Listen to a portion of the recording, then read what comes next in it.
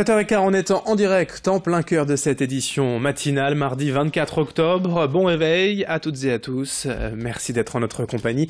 Et bon courage également si vous partez travailler. Et voici vos prévisions météo aujourd'hui en ce mardi. D'abord, des pluies résiduelles partout dans la région. Les perturbations nuageuses vont s'enchaîner encore ce matin. Et puis cet après-midi, le temps sera sec, du moins on l'espère.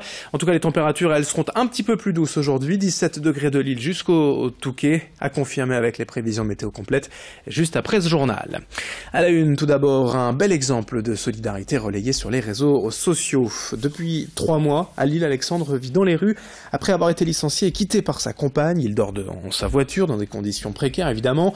Et après un récent post sur Twitter, sa vie est peut-être en passe de repartir dans le bon sens. Il a en effet reçu beaucoup d'appels de France d'ailleurs, des soutiens psychologiques mais aussi matériels, des offres d'emploi même. Preuve qu'avec parfois un simple message sur la toile, la vie peut basculer. C'est tout ce qu'on souhaite bien sûr à Alexandre.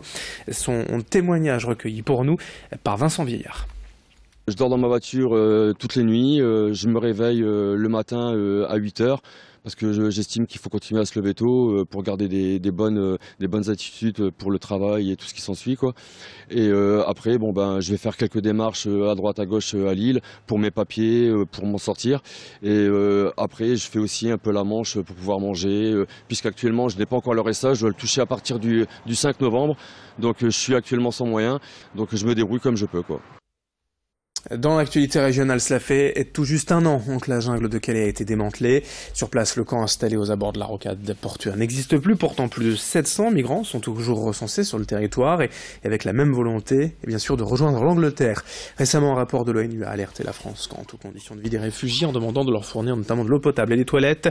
Pour les associations, l'arrivée prochaine de l'hiver laisse craindre le pire, les migrants étant bien évidemment sans abri.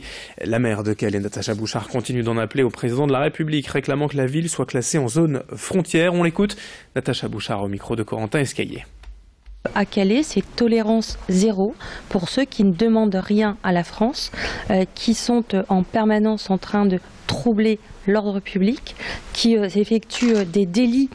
Et comme l'a indiqué le président de la République, ceux qui effectuent des délits doivent être expulsés. Eh bien, c'est ce message que je viens aussi porter.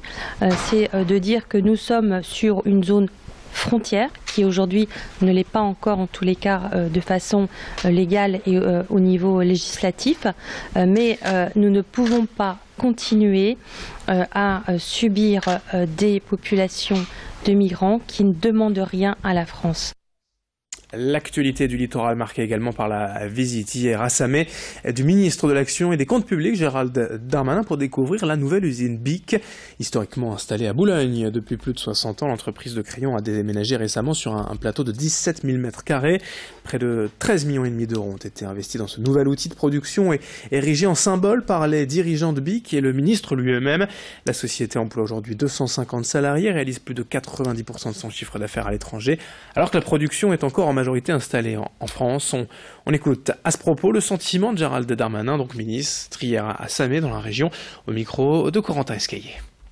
Il y a une entreprise familiale qui a choisi de rester en France, même si vous avez entendu que 92% de son chiffre d'affaires n'est pas fait dans notre pays, ce qui est quand même tout à fait louable. Et puis il y a ce projet de rassemblement des usines. Moi je connais bien Boulogne-sur-Mer, je connais bien cette côte d'Opale et je trouve que c'est très important pour l'ensemble de la région et particulièrement pour le Boulonnais qu'il y ait des chefs d'entreprise qui continuent à investir et notamment qui le fassent dans l'usine, parce que l'industrie c'est une condition pour laquelle l'économie et l'économie régionale fonctionnent. Je crois que le lien que nous avons entre l'État, entre ce que fait l'État et ce que fait Xavier Bertrand à la région est tout à fait positif puisque ça a été souligné pour l'ensemble des entreprises locales.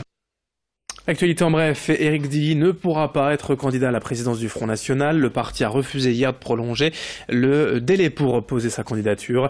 L'élu lillois ne disposait pas des 20 parrainages nécessaires a validé sa candidature et il aurait dû d'ailleurs les présenter samedi. Marine Le Pen sera donc la seule candidate à sa propre succession. La métropole européenne de Lille va inaugurer les premières bornes de recharge pour véhicules électriques demain à Gruzon à côté de Villeneuve-d'Ascq. D'ici 2019, il y aura 270 bornes réparties dans la métropole avec l'objectif d'encourager les usagers à changer leur mode de déplacement. À Boulogne, hier soir, un incendie dans un immeuble de la rue Félix-Adam. Le feu s'est déclaré au rez-de-chaussée et a rapidement gagné les étages. Heureusement, les pompiers sont vite intervenus et ont pu évacuer les résidents pris au piège. 7 personnes au total ont été intoxiquées et conduites à l'hôpital. Enfin, les abords de la gare Lille-Flandre en travaux pendant les 20 prochains mois. Le parvis va être entièrement réaménagé, repensé. Les trottoirs notamment vont être élargis et sertis de pavés autobloquants. En conséquence, la circulation sera restreinte et particulièrement difficile autour de la gare durant les 20 prochains mois. Dans le reste de cette édition, la visite hier à l'île de Patrick Sébastien au Furet du Nord pour dédicacer son nouveau livre appelé Le bonheur n'est pas interdit. Il nous a consacré quelques minutes d'interview pour revenir sur sa propre notion de bonheur. Son livre, c'est son histoire à lui avec tout ce que l'animateur a vécu de tragique et comment il a réussi à chaque fois à passer par-dessus. Le bonheur, l'amour, des notions chères à celui que l'on connaît pour ses émissions, pour sa musique, pour ses livres et pour ce personnage parfois un peu beauf. Vincent Vieillard et Xavier Silly ont rencontré hier Patrick Sébastien. Et la parodie qu'on fait de moi, c'est oh putain, c'est génial, c'est que de l'amour. Eh ben, trouve-moi autre chose qui va te rendre vraiment heureux. Alors, ce discours-là, c'est putain, c'est génial, c'est que de l'amour. C'est marrant, après les attentats, on n'entend que ça.